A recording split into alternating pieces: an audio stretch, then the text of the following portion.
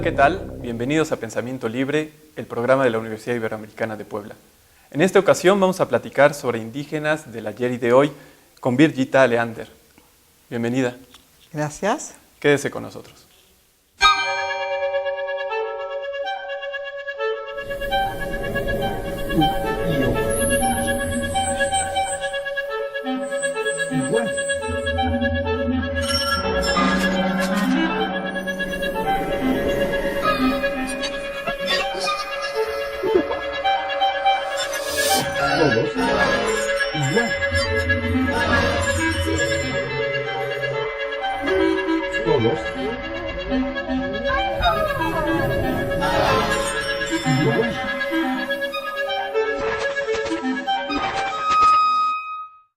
Pensamiento libre. Birgitta, bueno, primero muchísimas gracias por estar con nosotros. Usted lleva décadas descifrando los indígenas del pasado de México y trabajando con los actuales. Primero, cuéntenos cómo comenzó todo esto. Bueno, primero muchísimas gracias por invitarme. En realidad, yo llegué a México más o menos a los 20 años. Había venido a Estados Unidos con una beca de mi país, Suecia, para estudiar inglés en Estados Unidos. Y caí en una universidad que en aquellos tiempos, había mucho racismo en Estados Unidos y estaban recién integrando a los negros en las universidades norteamericanas, y yo caí en the University of North Carolina, Chapel Hill, donde había una universidad de 30,000 estudiantes, de los cuales solo 3 negros, pero la ciudad de Chapel Hill estaba completamente segregada, como apartheid, con una parte negra y una parte blanca, y restaurantes y cines y todo en la parte negra para los negros y en la parte blanca para los blancos. Entonces, nosotros, los becarios extranjeros, fuimos los únicos que queríamos sentarnos a comer con los negros, con estos 3 pobres conejos de India para comer, y estábamos muy discriminados por parte de los blancos que pasaban y nos dejaba caer insultos como nigger lovers, o nos escupían incluso. Entonces, cuando me ofrecieron un año más de estudios en esta universidad, yo dije, no, un año más aquí no aguanto. Y entonces, como había tomado español, me propusieron si quería cambiar, ya sea hacia el norte, a Canadá, o hacia el sur, a México. Entonces yo dije, como he tomado clases de español, voy a ir hacia el sur. Además, no me gusta el frío, viniendo de un país tan frío como Suecia. Yo dije, mejor voy hacia el sur, pero no sabía nada de México. Entonces llego a la Ciudad de México, estoy en un autobús donde oigo a personas hablar un idioma que no reconozco, y preguntaba, ¿qué idioma están hablando? Entonces me dicen, es el náhuatl, la lengua de los aztecas. Y esto me impresionó tanto que al meterme en la UNAM para estudiar español, finalmente español para extranjeros, me puse en el Seminario de Cultura Náhuatl de Miguel León Portilla. Y eso para mí fue absolutamente decisivo.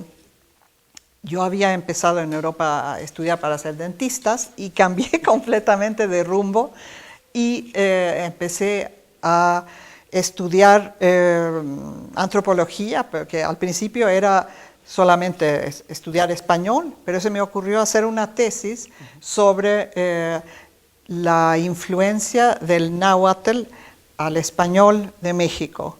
Y ese libro, curiosamente, aunque yo lo considero un poco un pecado de juventud, ese libro mío creo que tiene más reediciones, y es un libro que mucha gente consulta porque había en ese entonces, por lo menos, muy poca cosa escrito sobre el tema. y luego he continuado con mis conocimientos de náhuatl, etcétera, a estudiar códices, pero del centro de México, códices de tipo azteca, en general códices coloniales, porque los códices precolombinos, como sabemos, existen muy pocos. Y luego por mi carrera internacional en las Naciones Unidas y sobre todo en la UNESCO, pues me ha tocado trabajar con los temas de los indígenas de hoy. Entre otras cosas, fui la coordinadora del primer Decenio Internacional de Poblaciones Indígenas del Mundo, donde colaboré estrechamente con Rigoberta Menchú. Entonces, eso para mí, este lazo entre el tema de mis investigaciones, de códices y traducciones de escrituras antiguas en náhuatl, me parecía que era mutuamente enriquecedora trabajar con los temas de los indígenas de hoy y de lo que pasó en el primer tiempo después de la conquista, que es un poco el origen de muchos de los problemas que viven hasta hoy día los indígenas de México, para empezar, pero son problemas que son muy similares a los problemas de los indígenas, en primer lugar, de toda América Latina, de todas las Américas, porque también hay indígenas en Estados Unidos y Canadá, y de los indígenas del mundo entero, diría yo. Entonces, para mí, estos dos temas están ligados. Entonces, vamos por partes. Ya llegaremos a los problemas actuales. Cuénteme un poquito, y la provoco a lo mejor, ¿por qué dice que un pecado de juventud? ¿Qué encontraba en esos momentos que publicaba y que hablaba de los indígenas que usted encontraba? No, más bien estas reediciones que se ha hecho de este libro que yo escribí a los 22 años, se ha hecho muchas reediciones, pero no me han consultado, tal vez no sabían dónde vivía. Entonces han sido reeditados a veces con los mismos errores que yo cometía en ese tiempo y que me hubiese gustado corregir, pero en general este libro que se llama Herencia Cultural del Mundo Náhuatl a través de la lengua, pues fue un libro hasta cierto punto pionero.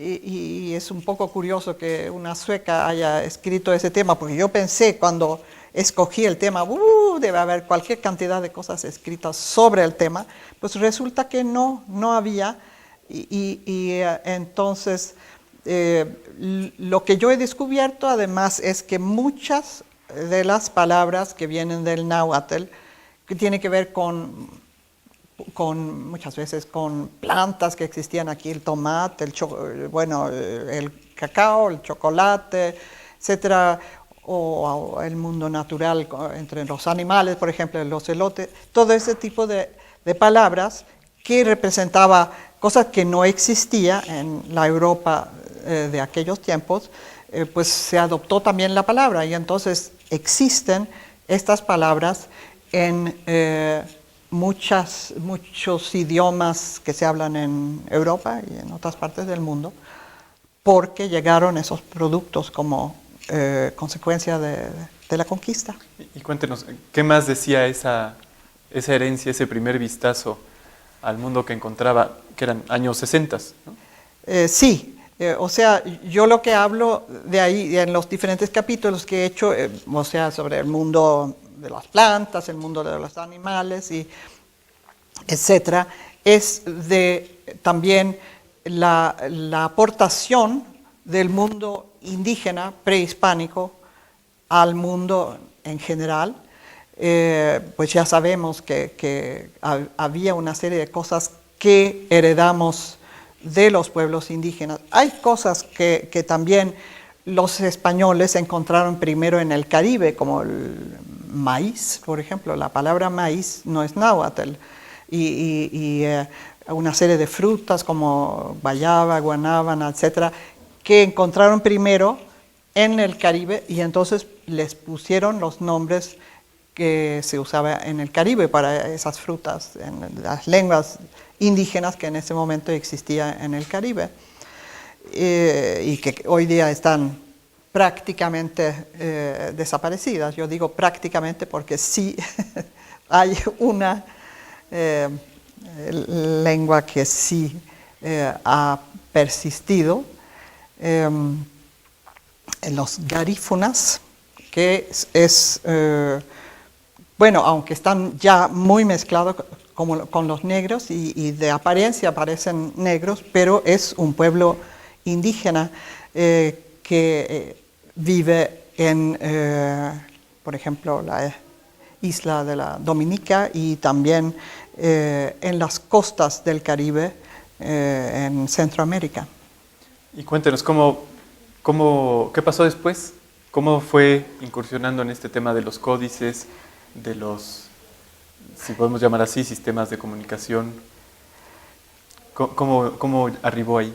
Bueno, en primer lugar, estudiar el náhuatl, que yo lo hice exclusivamente para mi examen, una maestría en español, que en ese momento era mi interés.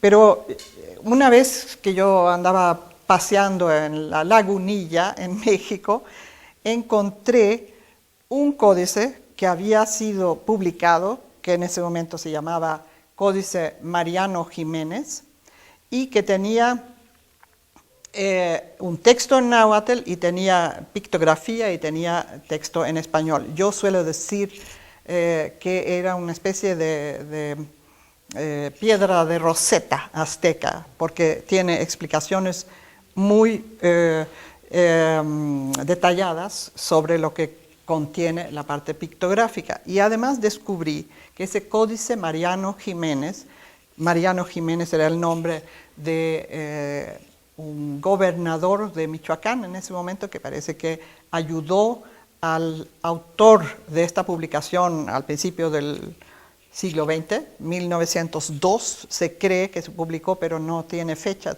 1902 o 1904.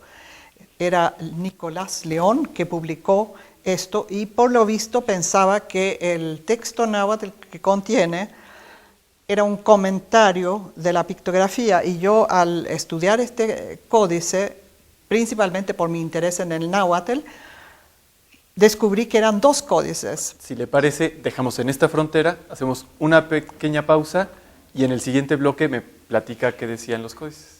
Bueno, quédese con nosotros.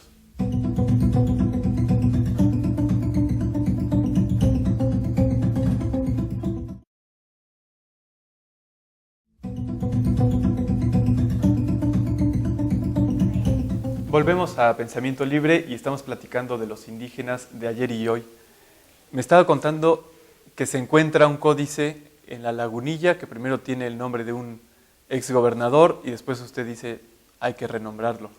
¿Qué decían esos códices? O sea, hay que renombrarlo porque se llamaba Códice Mariano Jiménez.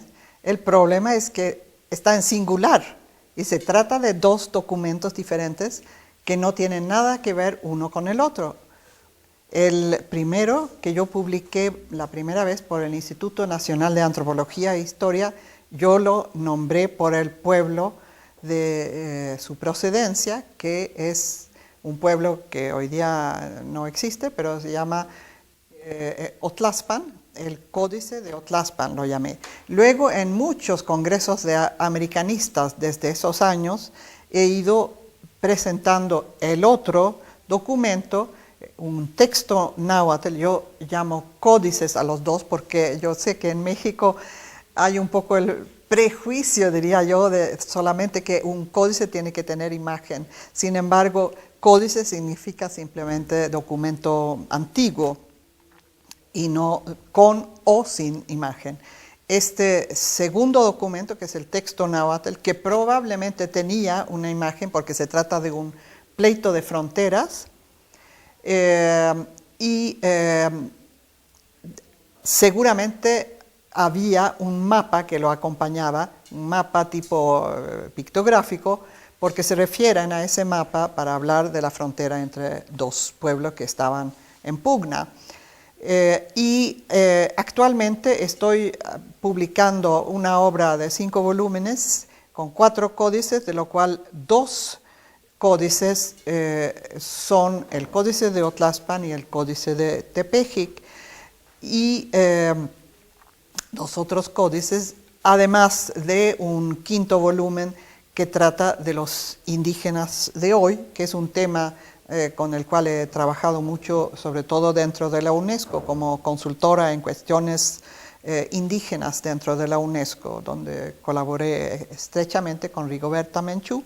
Entonces, ese quinto volumen son artículos de diferentes personas especialistas en el tema de los indígenas de hoy, con un prólogo mío, que acompaña esto. Es una colección de libros que tiene el patrocinio de la UNESCO, y la UNESCO deseaba que hubiese ese lazo entre el ayer y el hoy. Y de hecho los códices me informan mucho, sobre todo los códices prehispánicos. En este caso se trata de 4 códices que son todos del siglo XVI, o sea, del primer tiempo después de la conquista. Nos enseña mucho sobre cómo vivían los indígenas de aquel tiempo, y desde luego hay muchos problemas de maltrato, de problemas de derechos humanos, diría yo. Yo quise en un primer momento llamarlo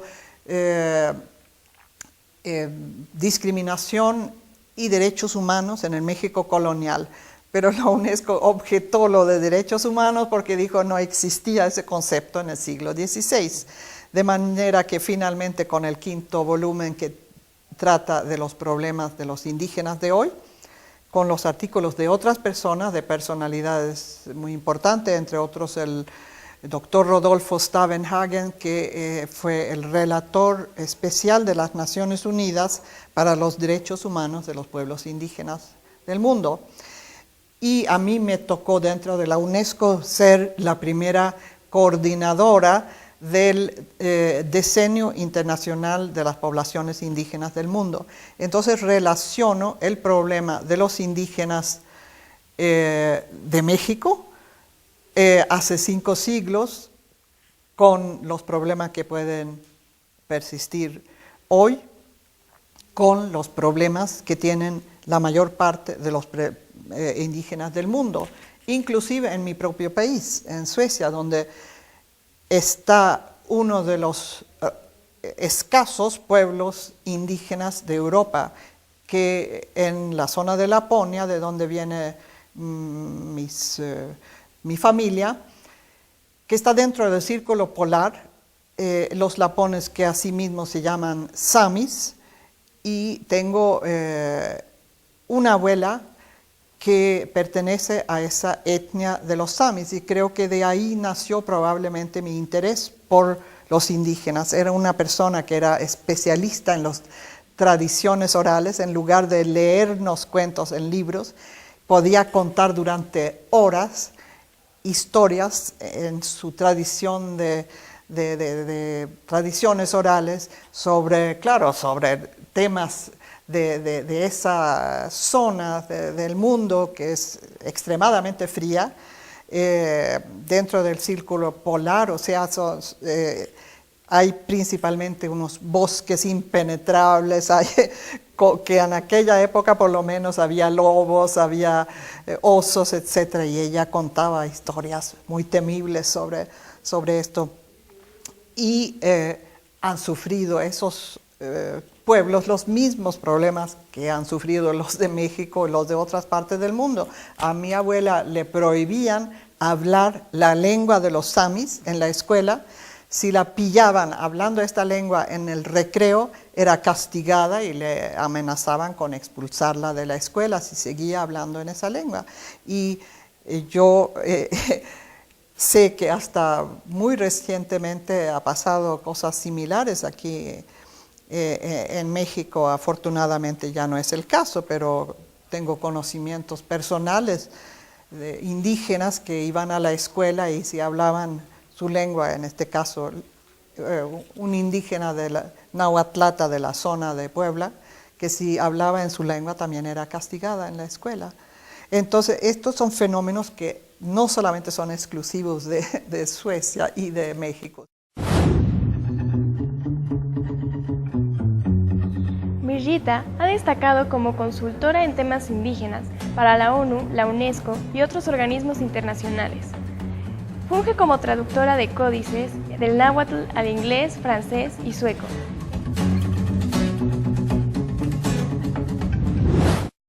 ¿Qué otros problemas comunes podemos identificar de los indígenas de ayer?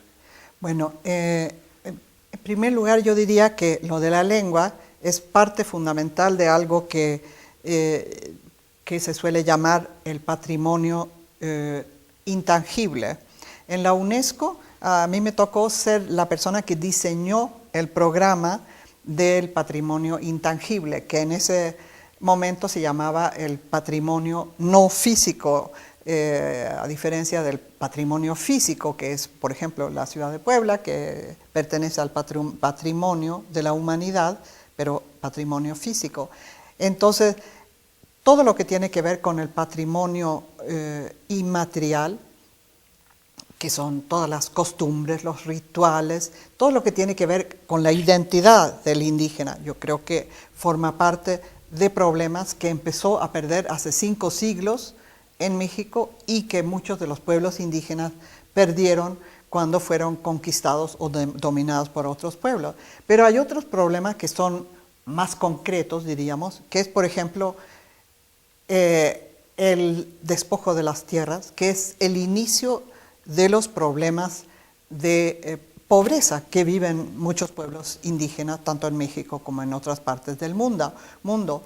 Y entonces, en mis códices, pues en este códice de Otlaspan hay, entre otras cosas, la descripción, los códices son, por antonomasia, el testimonio de primera mano de los propios indígenas, ¿verdad? Pero hay la intervención de otras personas que han escrito, bueno, por una parte hay probablemente un escribano que ha descrito lo que dice el códice sobre los tributos, que en este caso son tributos locales que se pagaban a las autoridades indígenas del pueblo de Otlaspan. Pero luego estuvo revisado por alguien que ha firmado, que se llama Tejada, y que yo he identificado como un oidor español de la Audiencia de México. Se pasó el documento de tributos locales a las autoridades en la capital de México y a consecuencia de eso dice, escrito con otra letra, que probablemente es la letra propia de este oidor, que dice: a partir de ahora no se le da ninguna cosecha de ninguna sementera, como le llaman, que es campo de cultivo, a las autoridades locales. ¿Qué pasó? O sea, le quitaron las tierras donde se producía esta cosecha y probablemente poco a poquito fue pasando al encomendero o a las autoridades españolas. Esas son algunas de las cosas de disminuir los tributos, pero también hay evidencias en este mismo códice de aumento de tributo. Por una parte, aumento por ceremonias religiosas de la nueva religión, enormes gastos en, por una parte, hacer estas celebraciones y por otra parte, pagar a nuevos funcionarios. Tenían nuevos funcionarios de la iglesia para casar a la gente, para bautizar a la gente. Tenían funcionarios especiales que tenían que ir a todas las casas a recoger las personas para que fueran a la iglesia, a escuchar la misa, etc. Y luego hay otras cosas que muestran el aumento de tributo. Por ejemplo, hay parte, aunque esto es un códice local, dicen que hay que traer tantos y tantos tamemes para que lleven el maíz a la Ciudad de México. Y a los tamemes no se les paga nada. Ahí está agregado por el oidor español.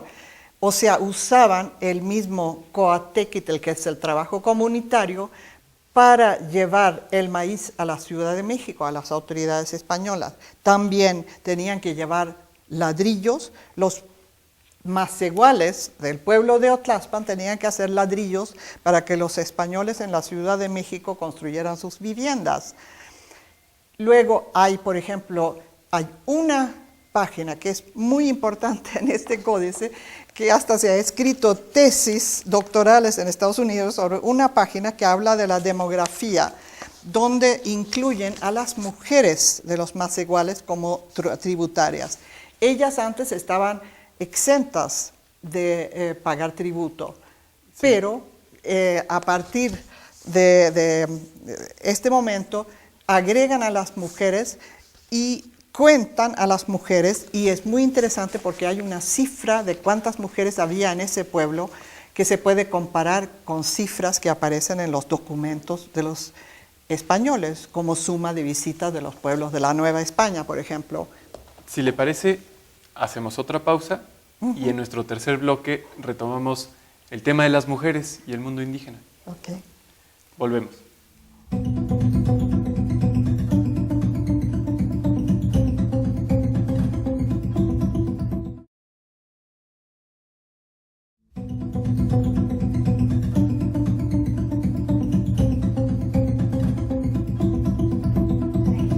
Regresamos a esta interesantísima plática sobre los indígenas de ayer y hoy. Ya ha comenzado usted a mencionar una página, literalmente y también en sentido figurado, muy importante sobre la condición indígena, que es el de la demografía orientado hacia las mujeres. ¿Qué ha habido del mundo indígena en relación a las mujeres? Bueno, hablando de este caso bien concreto del pueblo de Otlaspan, se dice, contamos la cantidad de mujeres que existían para saber lo que iban a pagar las mujeres como tributo.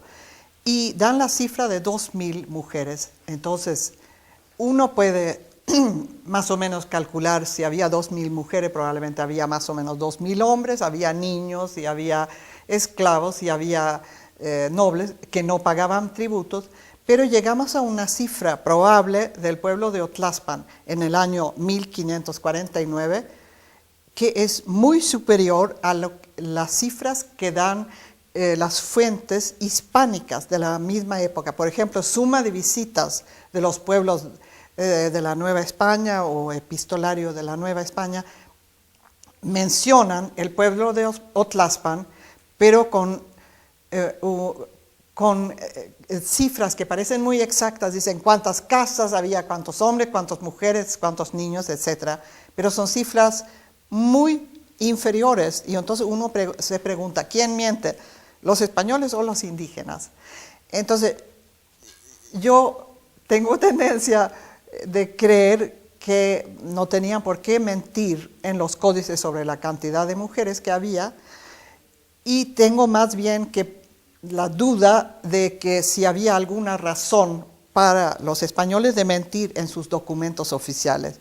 Y pienso que es posible, puesto que daban a los encomenderos determinada cantidad de pueblos de los cuales podían recoger tributos, que si ellos declaraban que ese pueblo de Otlaspan es muy pequeñito, hay solamente tantos, le daban más pueblos y podían recoger más tributos. Esa es una interpretación posible, pero ya le digo que se ha escrito sobre esa única página una tesis doctoral sobre las implicaciones de estos datos demográficos tan precisos que podrían revolucionar los estudios demográficos del tiempo de la conquista o poco tiempo después, ¿verdad?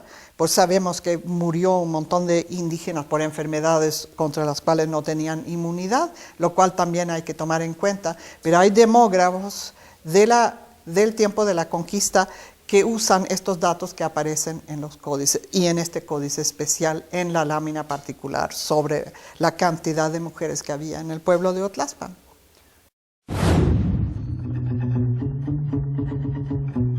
Birgitta Lender es antropóloga e historiadora nacida en Suecia y radicada en México desde hace más de 40 años. Fue discípula de Miguel León Portilla durante sus estudios en la Universidad Nacional Autónoma de México. Durante su larga estancia en Pátzcuaro, Michoacán, se desempeñó como profesora de antropología. Actualmente es una de las grandes especialistas en el estudio de códices mesoamericanos y es reconocida por su labor a favor de los grupos étnicos.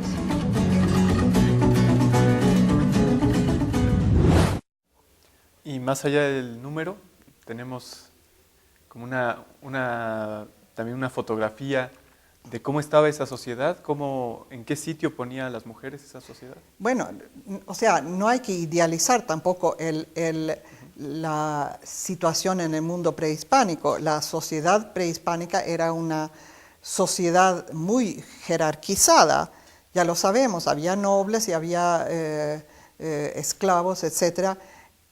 Y tampoco había también, bueno, muchas veces los hombres tenían varias mujeres, etc. No tenían tampoco una situación muy ideal.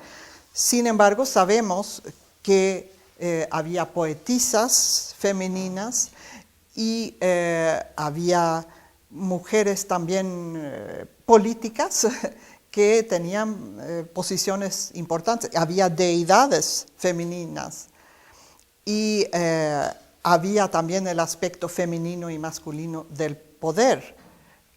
Aunque últimamente en general el poder femenino ya estaba ejercido por un hombre.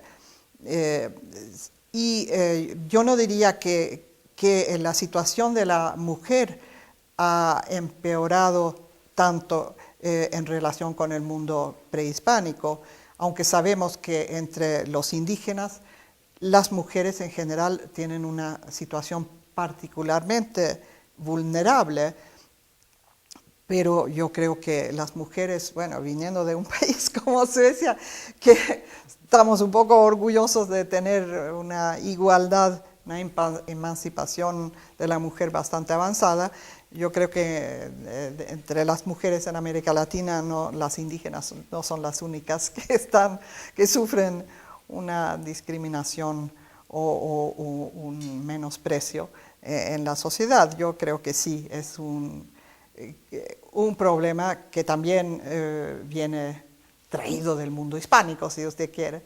Entonces, en ese sentido, sí, las mujeres indígenas hoy día están en una situación particularmente débil y sufren discriminaciones de todo tipo, tanto dentro de la misma sociedad indígena como en la sociedad global.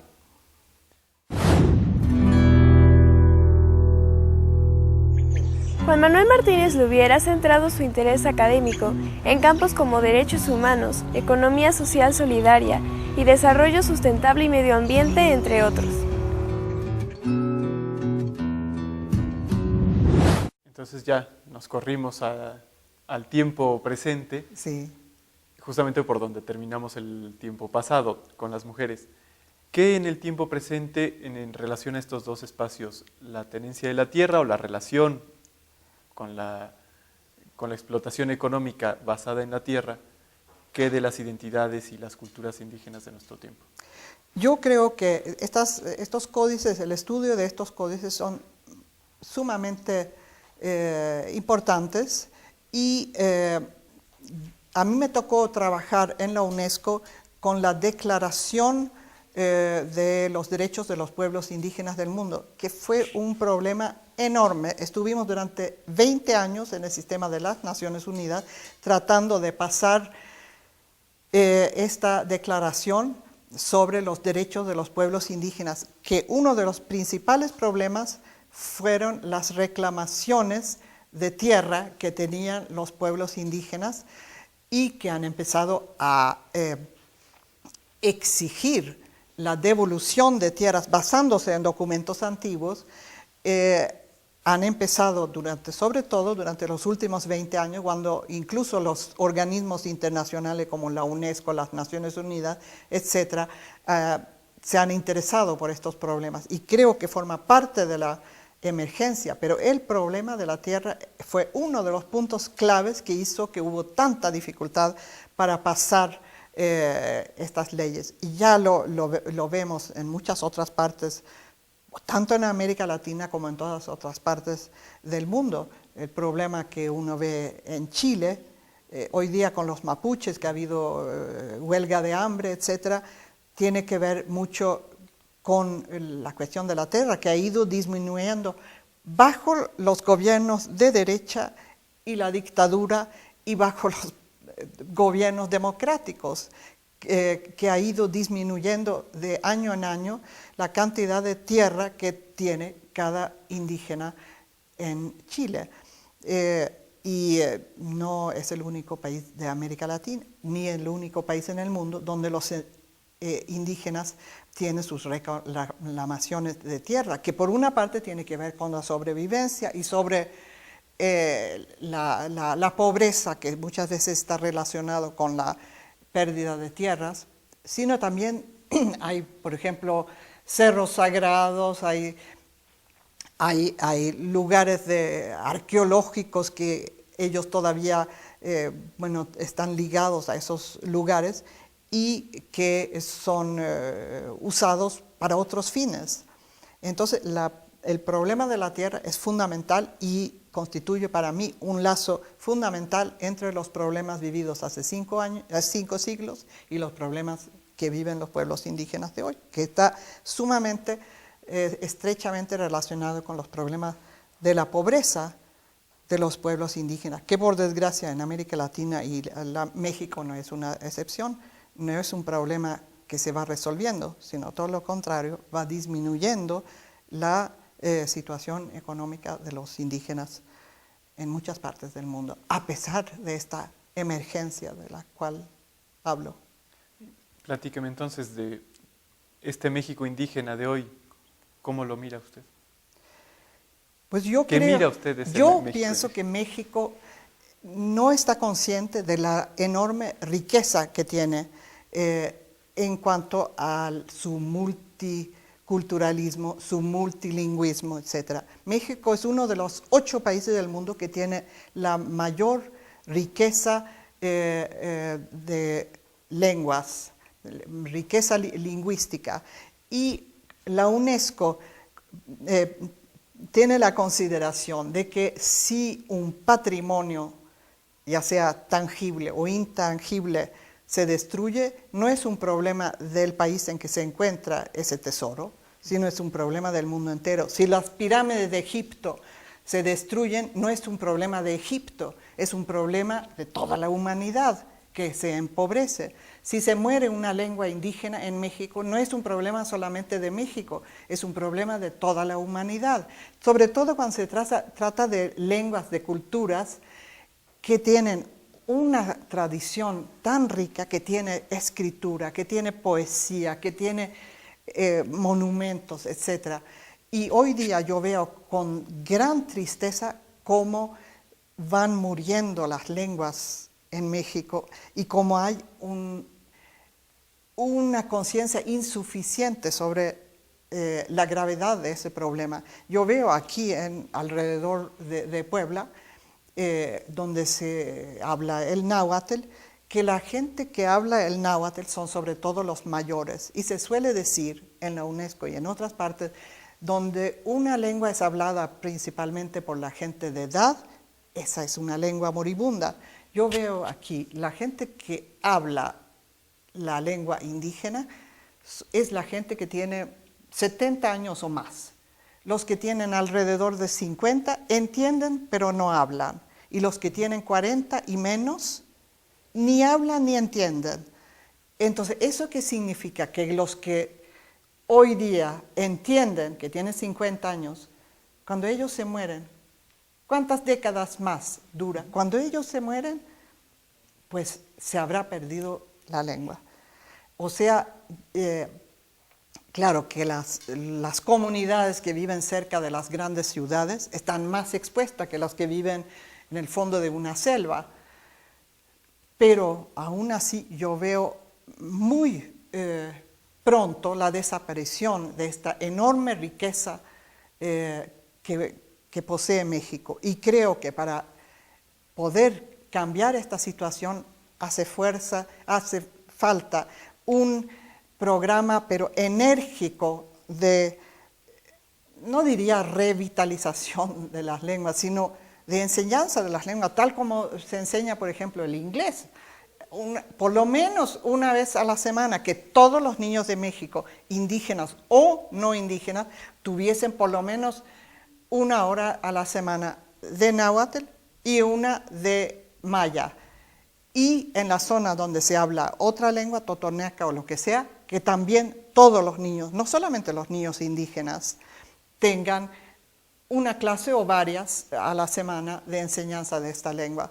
Y creo que eso de que yo digo que también los no indígenas deben sentir orgullo, eso es para mí fundamentalmente importante, porque creo que la discriminación o el desinterés viene en gran parte de los no indígenas, que han tenido desprecio por las lenguas y piensan que es un signo de subdesarrollo o algo por el estilo. Y creo que hace falta una conciencia, hay que tomar una conciencia rápida de lo que está sucediendo con las lenguas indígenas de México y hacer algo muy decisivo para poder de alguna manera parar esta evolución que veo inevitable. Dígame, antes de pasar a estas propuestas y alternativas, una pregunta que pareciera hasta ingenua, pero ¿por qué nos hace bien la diversidad? ¿Por qué nos hace bien en tiempos de una, digamos, cultura global que hegemoniza los estilos de alimentación, de vestido, de comunicación? ¿Por qué diríamos que efectivamente es una riqueza el que podamos tener una diversidad, el que podamos conservar ya una herencia histórica y llevarla a nuestro presente y al futuro? ¿Usted cree que, por ejemplo, un mundo donde todo el mundo hablara inglés sería un mundo ideal? No, personalmente yo creo que no. Pero, ¿qué le parece? Como es un tema complejo, ¿qué le parece si hacemos una pausa y entramos a nuestro cuarto bloque para decir eso? ¿Por qué la biodiversidad? ¿Por qué la diversidad cultural? ¿Por qué lo diverso nos hace eventualmente mejor que lo hegemónico? ¿Me parece? Regresamos.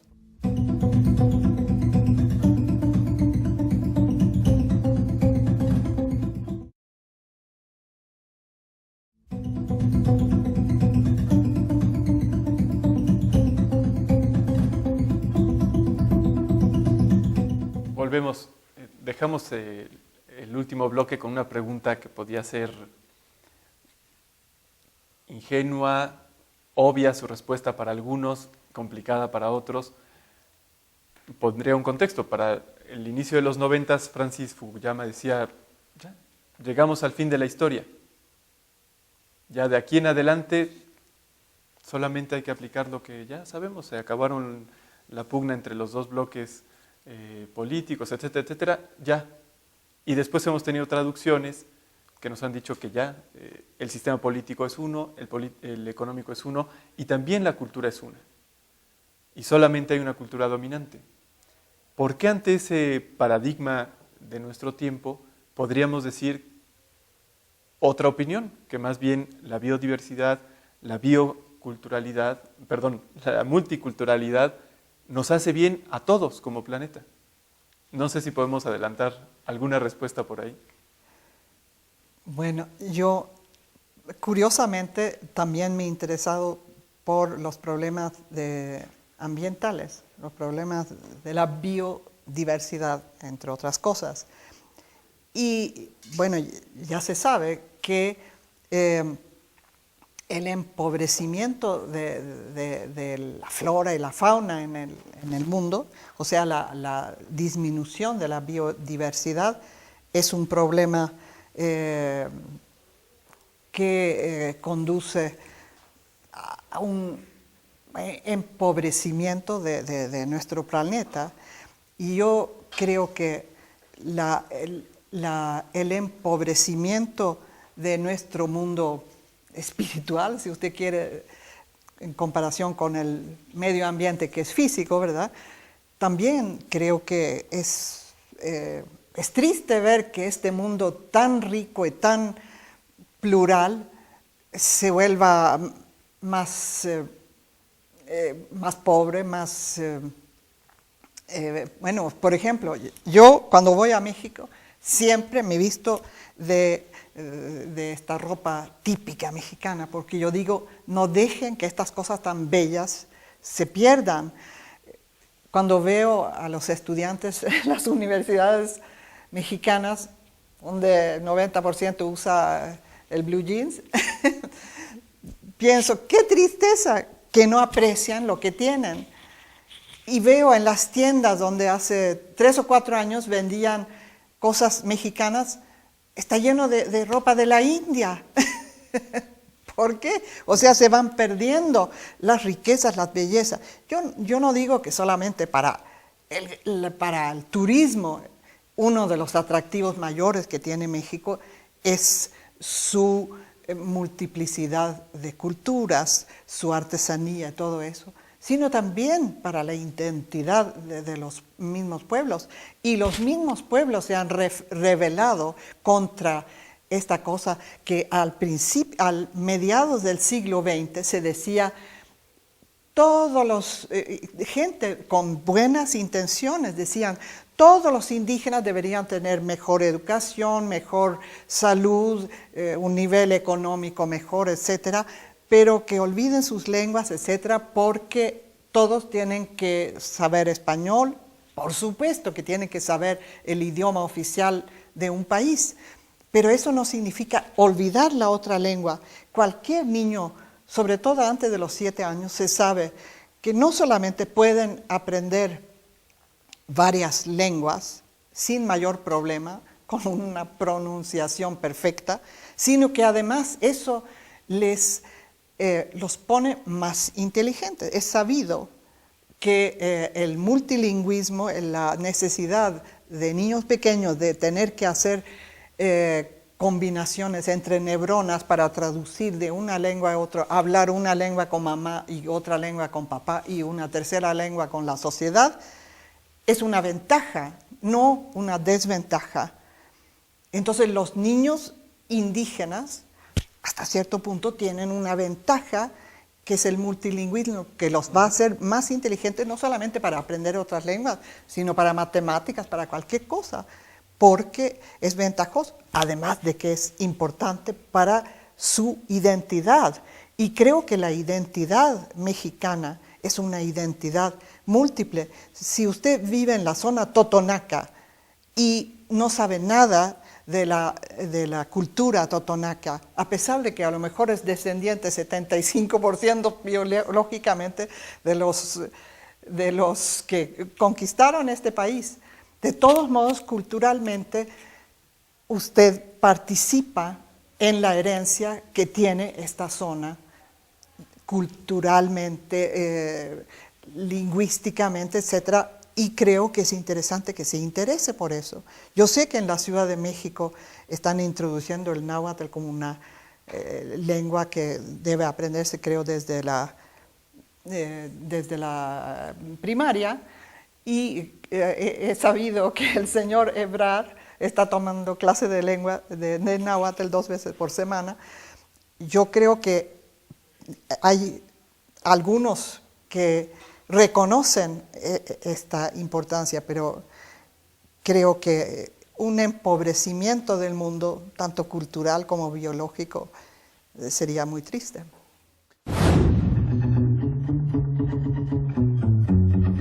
La doctora Lender considera que al perderse una lengua se pierde también una cultura y un saber. Es necesario retrasar lo más posible la muerte lenta de la pluralidad que el país posee, una riqueza de la cual se espera se tome conciencia antes de que sea demasiado tarde.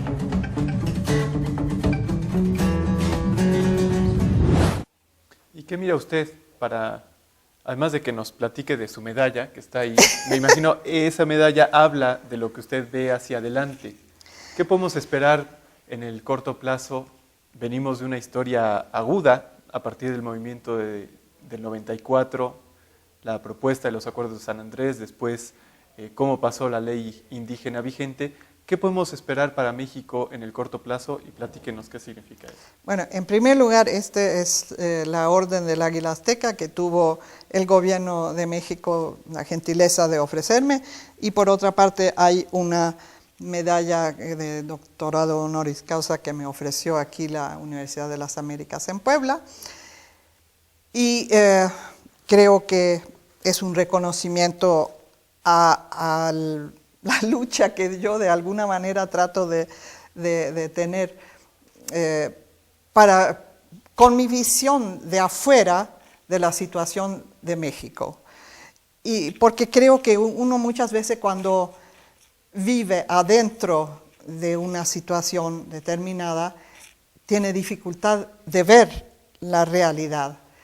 Pero cuando uno viene de fuera, uno de alguna manera ve, mira qué maravilla que tiene México, que todavía es un país muy atractivo a pesar de las malas noticias que hay en la prensa y que uno lee en los periódicos de Europa o de Estados Unidos sobre la violencia, etc. Creo que esto es la antidosis importante. Esto es, además de que viviendo en México uno se da cuenta que la mayor parte de la gente tiene una bondad increíble. Entre más humilde la gente, muchas veces más generosos son. Y en general es una característica mexicana el ser buena gente. Y hay un calor humano que uno siente que es mucho mayor que en muchos otros países en donde me ha tocado vivir o pasear. Y creo que entre las cosas positivas que tiene México es esto de su multiculturalismo y toda la riqueza de las diferentes culturas que tiene este país. Y ojalá que se den cuenta de eso antes de que sea demasiado tarde, y creo que el demasiado tarde puede llegar muy pronto. Pues muy pronto llegó también el final de nuestro programa. Y siempre hablar de pasado y presente nos implica muchos futuros. Desgraciadamente nuestro tiempo es acotado. Le agradezco muchísimo el que haya estado con nosotros, que haya participado. Justamente esta visión que estoy seguro nos puede orientar para valorar lo que tenemos, para preservar lo que tenemos y aspirar a un futuro mejor. Le agradezco muchísimo. Muchas gracias. Y le agradezco mucho también a usted que nos acompañó en esta emisión. Por favor, también hágalo con las siguientes. Muchas gracias.